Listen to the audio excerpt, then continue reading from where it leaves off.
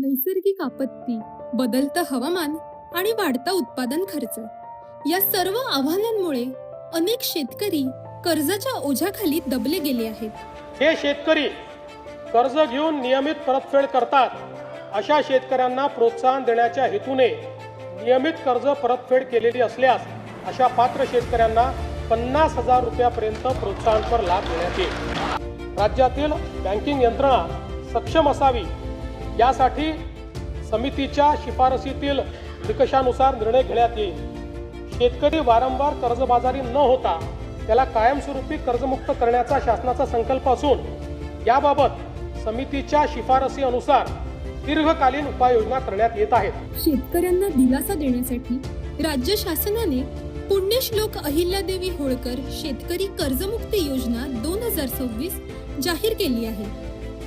या योजनेअंतर्गत पात्र शेतकऱ्यांना मिळणार 2 लाख रुपयांपर्यंतची थेट कर्जमुक्ती आणि शेतकऱ्यांना कर्जमुक्ती देऊन प्रामाणिक परतफेडीचा राज्य शासन सन्मान करणार आहे.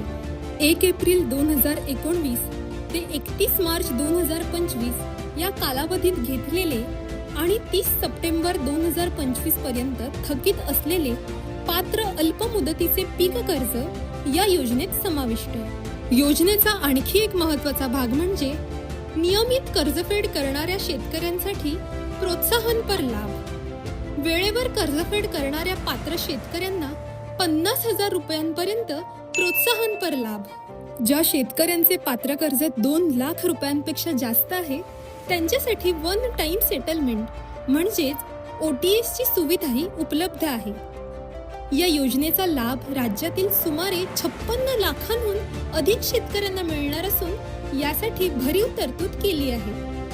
योजनेची अंमलबजावणी ऑनलाईन पद्धतीने करण्यात येणार आहे. यासाठी शेतकऱ्यांनी आधार प्रमाणीकरण करणे अनिवार्य आहे. पुण्यश्लोक अहिल्यादेवी होळकर शेतकरी कर्जमुक्ती योजना 2026 शेतकऱ्यांना आर्थिक दिलासा, सक्षम शेती आणि समृद्ध महाराष्ट्राकडे एक महत्त्वपूर्ण पाऊल. बळीराजाला कर्जमुक्तीचा आधार आपले महाराष्ट्र सरकार.